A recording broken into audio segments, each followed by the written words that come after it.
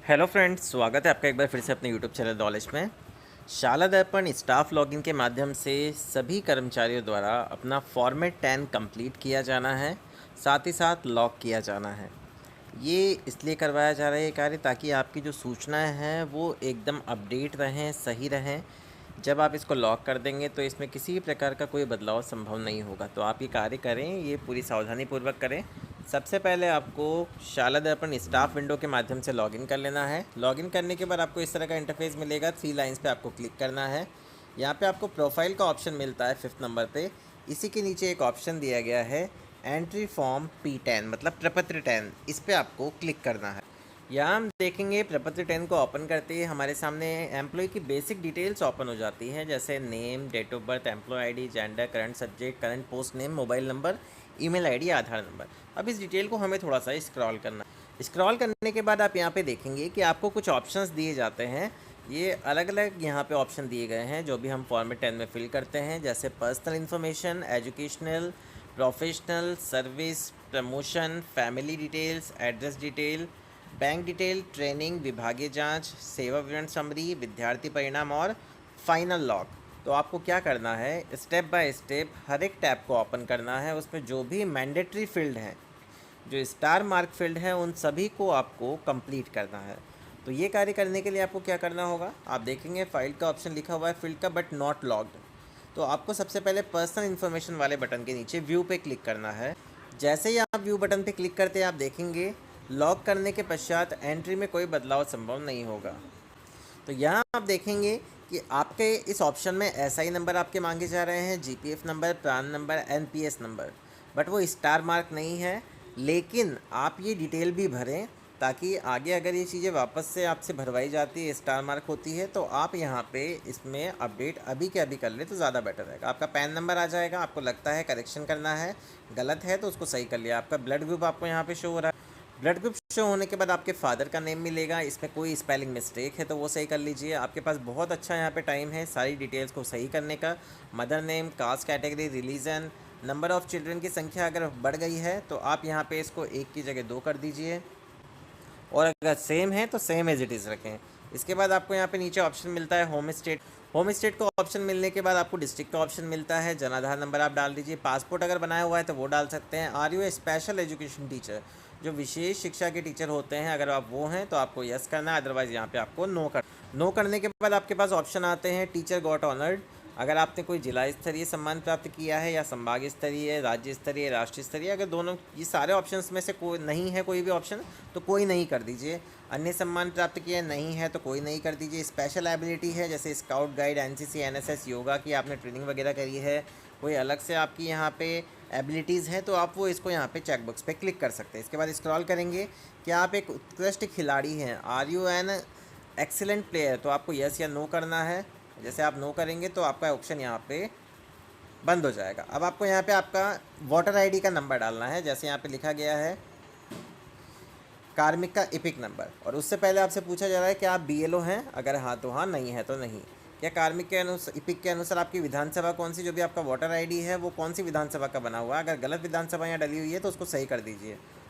अब next option आता है आपके पास कार्मिक की आईएफएमएस यूनिक आईडी। कार्मिक की आईएफएमएस यूनिक आईडी निकालने के आपके पास 2 तरह के ऑप्शन होते हैं। जैसे एक तो आप डीडीओ लॉगिन पे जाएंगे, आपके डीडीओ लॉगिन पे एक ऑप्शन होता है एम्प्लॉय स्टेटस का। एम्प्लॉय स्टेटस में जाके वहाँ एम्प्लॉय आईडी फिल करेंगे तो सारे जो एम्प्लॉय हैं उनकी स्टेप बाय स्टेप यहाँ पे आईएफएमएस की यूनिक आईडी मिल जाएगी, इजीली बहुत मिल जाएगी। और एक और ऑप्शन है कि आईएफएमएस का एक ऐप होता है जो आप सभी ने डाउनलोड किया होगा, उसको लॉगिन करेंगे। वहाँ पे आप जब पर्सनल इन्फॉर्मेशन में जाएंगे तो वहीं पे आपकी एनआईसी आईडी दिख जाती है। मैं वीडियो के एंड में आपको बताऊंगा ये वाली प्रोसेस। साथ ही साथ वर्तमान पद पर प्रथम नियुक्ति का प्रकार क्या है आपका ऑप्शन दिए गए हैं। आरपीएससी से लगे हैं, नॉन आरपीएससी, प्रमोशन, अनुकंपा, तो आपको आपके अकॉर्डिंग यहाँ पे सेलेक्ट कर लेना है। सेलेक्ट करने के बाद date of joining in any government service, ये गलत आ रही है तो सही कर लीजिए इसको। कार्मिक का नियुक्ति अनुसार मूल शिक्षा सेटअप क्या है, प्राथमिक है, माध्यमिक है, तो वो आपके अकॉर्डिंग सेलेक्ट कीजिए। प्रथम नियुक्ति का विभाग कौन सा है आपका, पंचायती राज है, शिक्षा विभाग है, वो सेलेक्ट कर लीजिए। और जब आपकी सारी डिटेल यहाँ पे कंप्लीट हो जाए तो आपको यहाँ पे सेव बटन पे क्लिक करना है और उसके बाद लॉक सेक्शन पे क्लिक करना है। जैसे आप लॉक सेक्शन पे क्लिक करेंगे तो आपकी डिटेल यहाँ से सक्सेसफुली लॉक हो जाएगी। अभी मैं नहीं कर रहा हूँ, सिर्फ आपको बता रहा हूँ। जब ये डिटेल आपकी सेव हो जाएगी तो हम नेक्स्ट वाली टैब में चलेंगे। नेक्स्ट वाली टैब आती है एजुकेशनल शैक्षणिक। व्यू बटन पे क्लिक करेंगे। व्यू बटन पे क्लिक करने के बाद इसको स्क्रॉल करेंगे। स्क्रॉल करने के बाद अब यहाँ पे जो शैक्षणिक योग्यता आएगी आपकी 10th 12th ग्रेजुएशन और पोस्ट ग्रेजुएशन यहाँ पे आती है। तो आपको देख लेना आपकी डिटेल में किसी तरह का कोई चेंज तो नहीं है, रोल नंबर वगैरह किसी में कोई चेंज तो नहीं करना है आपको, क्योंकि स्क्रॉल करेंगे तो स्क्रॉल करते ही यहाँ पे आपको ऑप्शन मिलेगा एडिट और डिलीट का। इन केस आपको लगता है कि परसेंटेज ही गलत डली हुई है, डेट ऑफ पासिंग गलत डली हुई है, या आपके ऑप्शनल सब्जेक्ट गलत डले हुए हैं, या और भी ऑप्शन आप यहाँ पे देख सकते हैं, तो आपको लगता है ऐसा कि कुछ डिटेल गलत है, तो एडिट का ऑप्शन आपको प्रोवाइड कराया गया है। एडिट बटन पे क्लिक करेंगे आप जैसे ही, तो आपकी डिटेल यहाँ पे आपके सामने शो हो जाएगी। जिसमें भी आप करेक्शन करना चाहते हैं तो आप यहाँ से इजीली वो करेक्शन कर सकते हैं। मैंने इन्फॉर्मेशन ब्लर की हुई है क्योंकि पर्सनल इन्फॉर्मेशन इस वजह से, तो यहाँ पे हम इसको अपडेट कर देंगे। तो जिस भी शैक्षणिक योग्यता में आपको अपडेटेशन की ज़रूरत है तो वो अपडेट कर दीजिए। कोई गलत आपकी एंट्री हो रही है तो उसको डिलीट भी यहाँ पे प्रोवाइड कराया गया है। और वन मोर थिंग, अगर आपकी यहाँ पे कोई डिग्री, यहाँ पे कोई आपकी एजुकेशनल जो डिटेल है वो फिल होने से रह रही है तो आप यहाँ पे ऐड न्यू रो का ऑप्शन आपको प्रोवाइड कराया गया है। इस पर भी आप क्लिक करके यहाँ पे इजीली वो डिटेल ऐड कर सकते हैं। और जब आपकी ये डिटेल सक्सेसफुली कंप्लीट हो जाए तो आपको लॉक सेक्शन करना है। लॉक सेक्शन करते जाएंगे तो एक एक डिटेल आपकी लॉक होती जाएगी, सेव होती जाएगी। हम थर्ड टैब पे चले। थर्ड टैब पर आता है प्रोफेशनल प्रशिक्षण की योग्यता, जो कि बीएड होती है, बीएसटीसी, इस तरह की जो योग्यताएँ होती है। तो व्यू बटन पर हम यहाँ पर क्लिक करेंगे, इसको स्क्रॉल करेंगे तो आप यहाँ पर देखेंगे यहाँ पे एग्ज़ाम लेवल आ जाएगा, name of examination, roll number, date of passing, percentage, सारी चीज़ें यहाँ पे आपके सामने आ जाएगी। अब आपको इसको भी अपडेट करना है तो एडिट कर लीजिए, डिलीट कर लीजिए। अगर आपने कोई और यहाँ पे ऑब्टेन करी है कोई डिग्री तो वो यहाँ पे ऐड न्यू रोल पे जाके कर सकते हैं। और इसको सिंपल आपको लॉक सेक्शन कर देना है। लॉक सेक्शन करने के बाद अब आता है आपका service record. Main service record होता है, इसमें आप कहाँ से कहाँ गए, प्रमोशन पे कहाँ गए, फर्स्ट पोस्टिंग प्लेस कहाँ था, वहाँ कितने दिन तक आपने कार्य किया, उसके बाद कहीं ट्रांसफ़र हो गया तो वहाँ से वहाँ तक किस अवधि के लिए कार्य किया, वो सारी डिटेल आपको इसमें मिलेगी। देख सकते हैं यहाँ लिखा गया है फ्रॉम डेट टू डेट, कार्यग्रहण समय, कार्यमुक्ति समय, मूल पद, मूल विषय, विद्यालय का स्वीकृत पद जिस पर कार्यरत है, सारे ऑप्शन आपको यहाँ दिए गए हैं। अगर आपने यहाँ पे कोई डिटेल को सेव नहीं किया हुआ है, ऐड नहीं है, तो ऐड न्यू रो का आपके पास ऑप्शन है। सभी टैब में ये ऑप्शन प्रोवाइडर आपको मिलेगा। इस डिटेल में भी आप किसी तरह का एडिट करना चाहते हैं तो एडिट कर सकते हैं, डिलीट करना चाहें तो डिलीट कर सकते हैं। ये फैसिलिटी आपको प्रोवाइड कराई गई है, इसी वजह से आपको यहाँ पे फॉर्मेट 10 कंप्लीट करवाया जा रहा है। सारी इन्फॉर्मेशन आपको यहाँ मिलने वाली है, तो इसको यहाँ पे आप एडिट या अपडेट कर सकते हैं, सेव कर सकते हैं। अब आपके पास ऑप्शन आता है प्रमोशन एंड पदोन्नति का, तो इसको स्क्रॉल करेंगे। इस पर क्लिक करने के बाद अब इसमें आपके पास एक ऑप्शन आता है, क्या सेवा काल में पदोन्नति, कार्यग्रहण अथवा पदोन्नति परित्याग आपने किया है। अगर किया है तो आपको यस करना है, नहीं किया है तो आपको नो करना है। जैसे आपका मान लीजिए यहाँ पे प्रकार है कि आपने यहाँ पे फर्स्ट सेकंड थर्ड ग्रेड यहाँ पे आपको शो हो रहा है, तो उसके बाद आपके पास पोस्ट आ जाएगी, पोस्ट आने के बाद सब्जेक्ट आ जाएगा, सब्जेक्ट आने के बाद कार्यग्रहण परित्याग आ जाएगा, कौन सी के लिए किया था। दोनों ही ऑप्शन आपको दिए गए, सेम टैब में आपको दो ऑप्शन दिए गए हैं, कार्यग्रहण का भी और पदोन्नति परित्याग का भी। अगर आपका प्रमोशन हुआ है तो वो डिटेल भी आपको फिल करनी है, और पदोन्नति परित्याग किया है तो वो डिटेल भी आपको यहाँ पे फिल करनी है।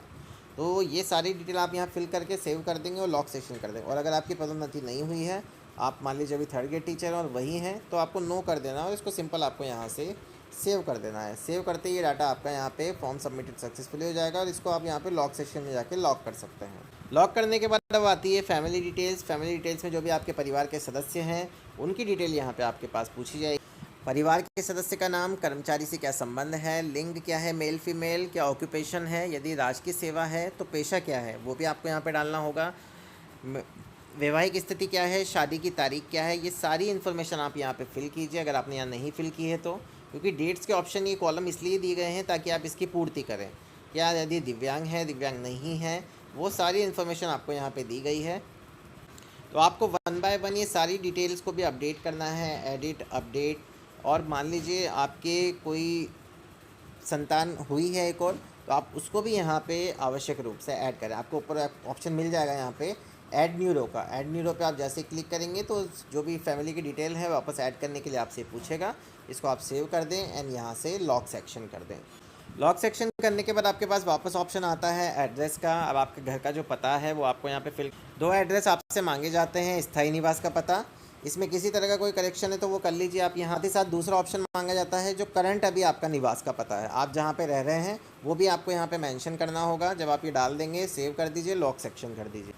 अब आपके बैंक की डिटेल आती है, तो बैंक की डिटेल भी बहुत इंपॉर्टेंट है, तो ये भी आपको सही रूप से फिल कर। यहाँ दिया गया है IFSC code, MICR code, bank का नेम, बैंक शाखा का नेम, खाता संख्या। मान लीजिए IFSC कोड चेंज हुआ है तो वो कर दीजिए, बैंक की ब्रांच चेंज हुई है, आपने कहीं अकाउंट ट्रांसफ़र करवाया है तो वो आप डिटेल यहाँ से चेंज कर दीजिए, लॉक कर दीजिए, सेव कर दीजिए। दोनों काम आपको यहाँ पे करने हैं, सेव करना है देन लॉक सेक्शन कर। अब बात आती है ट्रेनिंग प्रशिक्षण की। अगर आपने किसी प्रकार की कोई ट्रेनिंग ली है या प्रशिक्षण लिया है तो आपको यहाँ पे ऑप्शन दिए गए हैं। जैसे कोई ट्रेनिंग नहीं ली है तो इसको एडिट कर सकते हैं यहाँ पे, अगर ली है तो आपने। और अगर आपने कोई ट्रेनिंग ली है तो जैसे मान लीजिए आपने कर्मयोगी प्रशिक्षण तो लिया ही है, सबको पता है, आप IGOT कर्मयोगी प्रशिक्षण लिया है आपने, तो आपको ये सेलेक्ट करना है कौन सी डेट में लिया, प्रशिक्षण में भूमिका क्या थी, आपकी शिक्षक थी क्या थी, प्रशिक्षण का मुख्य बिंदु क्या था, या प्रशिक्षण कार्यशाला आयोजनकर्ता कौन थे, तो वो आपको यहाँ मेंशन करना है, उसको सेव कर देना। IGOT की डिटेल आपको सभी को यहाँ पे डालनी होगी, जो भी आपने प्रशिक्षण किया है फॉर्मेट 10 में अनिवार्य रूप से आपको डालनी है। इसको सेव कर दें, लॉक कर दें, अपडेट कर दें। इसके बाद ऑप्शन आता है विभागीय जांच कारण बताओ नोटिस। इसको स्क्रॉल करेंगे, चयनित कार्मिक की प्रविष्टि की जांचों का विवरण यहाँ पे ऑप्शन दिया गया है, लेकिन अभी यहाँ पे कोई भी ऑप्शन ऐड का नहीं दिया गया है, तो इसको आप यहाँ पे अभी खाली छोड़ सकते हैं, क्योंकि ये ऑप्शन अभी यहाँ पे अवेलेबल नहीं है, ना तो टाइपिंग के लिए है, ना कोई ऑप्शन यहाँ पे प्रोवाइड करा। इसके बाद आता है हमारे पास सेवा विवरण समरी। तो जो भी डिटेल हमने अभी तक भरी हमारी सेवा, वो हमारे पास यहाँ पे आ जाएगी। तो एक बार इसको चेक कर लेना है कि सही है या नहीं है। अगर किसी प्रकार की आपको गलती लगती है तो आपको यहाँ पे उसको सिंक फॉर इम्पोर्टेंट डाटा कर लेना है। पहले आपके सेवा विवरण टैब में जाके उसको सही करना है, उसके बाद सिंक फॉर इम्पोर्टेंट डाटा यहाँ पे आपको करना है। इसके बाद स्टूडेंट विद्यार्थी परिणाम, जो भी विद्यार्थी का परीक्षा परिणाम है यहाँ देख लीजिए, नोट दिए गए हैं। एक ही कक्षा में एक ही विषय को आंशिक रूप से एक से अधिक विषय अध्यापकों ने अध्यापन करवाया तो परीक्षा परिणाम सभी विषय अध्यापकों का निर्धारित किया जाएगा। एक ही कक्षा में एक विषय को अलग अलग समयावधि के लिए एक से अधिक शिक्षकों ने पढ़ाया है तो अधिक अध्यापन कराने वाले अध्यापक का परीक्षा परिणाम निर्धारित होगा। मतलब कोई टीचर है दो, जिसने ज़्यादा टाइम के लिए वो क्लास ली है तो उसके लिए यहाँ पे परीक्षा परिणाम आपको माना जाएगा। परीक्षा परिणाम में केवल मुख्य परीक्षा के परिणाम को ही शामिल करें और किसी परिणाम को शामिल नहीं करना है, मतलब एनुअल एग्ज़ाम को यहाँ पे ही शामिल करना है। जिन विद्यालयों में संबंधित सत्र में कक्षा 10 से 12 में नामांकन शून्य है तो उनको परिणाम शून्य भरकर प्रविष्टि करनी है। अगर एनरोलमेंट आपका 10-12 में शून्य है तो शून्य करना है एग्ज़ाम में आपको। संस्था प्रधान के रूप में एक से अधिक विद्यालय में पदस्थापन रहा है तो जिस विद्यालय में कार्यकाल रहा है 3 माह से अधिक हो के परिणाम की प्रविष्टि करें। मतलब जिस विद्यालय में आप 3 माह से अधिक तक रहे हैं, मान लीजिए किसी का 3 माह में ट्रांसफ़र हो जाता है या प्रमोशन हो जाता है, वो वहाँ नहीं रह पाता है, कार्य नहीं कर पाता है, तो आप जिस विद्यालय में 3 माह से अधिक रहे हैं तो वो आपको यहाँ पर डिटेल फिल करनी है। किसी विद्यालय में संस्था प्रधान की भूमिका के रूप में कार्यकाल 3 महीने से अधिक नहीं रहा तो परिणाम आपको शून्य करना है, ये ध्यान रखिए। एक ही सत्र में कार्मिकों द्वारा 2 भूमिकाओं का निर्वहन किया गया है, जैसे संस्था प्रधान भी वही है और टीचर भी वही है, तो जिस भूमिका में कार्यकाल सर्वाधिक रहा हो वो प्रविष्टि की जानी है। अब जैसे मान लीजिए यहाँ पे कोई सेशन है, सेशन ले लो आप, यहाँ पे 25-26 आपकी भूमिका क्या थी, संस्था प्रधान थे, कक्षा अध्यापन थे, जिला क्या था आपका, जिला यहाँ से सेलेक्ट कर लेना है आपको, जो भी आपका डिस्ट्रिक्ट रहा है वो आपको यहाँ से सेलेक्ट कर लेना है। डिस्ट्रिक्ट सेलेक्ट करने के बाद यहाँ ब्लॉक सेलेक्ट कर लीजिए, ब्लॉक सेलेक्ट कर लेंगे। ब्लॉक सेलेक्ट करने के बाद यहाँ पे आपको अध्यापन करवाई गई कक्षा के बारे में आपको डिटेल मिलेगी। उससे पहले आपको विद्यालय का नेम डालना है, जो भी विद्यालय का नेम आता है, क्लास सेलेक्ट कर लीजिए, अध्यापन का सब्जेक्ट सेलेक्ट कर लीजिए। अंतिम कक्षा में प्रविष्ट कुल विद्यार्थियों की संख्या आ जाएगी। अब ग्रेड भरनी है आपको, ग्रेड दी गई है यहाँ पे, उत्तीर्ण कितने हुए, कार्मिक का विद्यालय में ठहराव कितनी तारीख से कितनी तारीख तक का था, वो डिटेल आपको भरनी है। सारी चीज़ें यहाँ पे फिल करने के बाद सेव कर देना है एंड इसको लॉक कर देना है। सेव करने के बाद आपके पास लास्ट ऑप्शन आता है व्यू एंड लॉक प्रोफाइल। यहाँ पे प्रोफाइल देखें और लॉक करें। अब आपने जितनी भी फॉर्मेट 10 में यहाँ पे डिटेल भरी वो सारी की सारी डिटेल आपको यहाँ पे शो होने वाली है। अब इस डिटेल को आपको स्टेप बाय स्टेप चेक करना है। सारी डिटेल, सारे फॉर्मेट जितने भी हैं वो सब आपके सामने यहाँ पे शो। जब आप सारे ऑप्शन यहाँ पे चेक कर लेंगे तो आपके पास एक ऑप्शन आता है फाइनल लॉक का।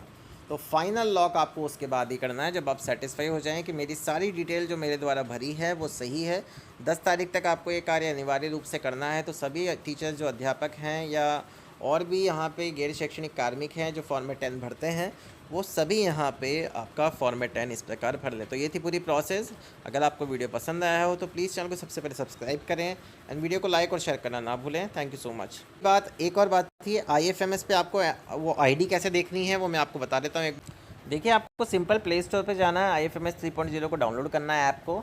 और SSO ID पासवर्ड डाल के लॉगिन कर लेना है। जैसे आप लॉगिन कर लेंगे, ऊपर मेन्यू का ऑप्शन आपको मिलेगा, इस पर क्लिक करना है, पर्सनल वाले इन्फॉर्मेशन पे क्लिक करना है, तो NIC ID आपको सबसे ऊपर शो हो जाएगी। तो ये सिंपल सी प्रोसेस है कि आप आपकी IFMS के NIC ID भी साथ के साथ कैसे देख सकते हैं। और अगर आपको ये वीडियो पसंद आया हो तो प्लीज़ चैनल को सबसे पहले सब्सक्राइब करें, वीडियो को लाइक और शेयर करना ना भूलें। Thank you so much.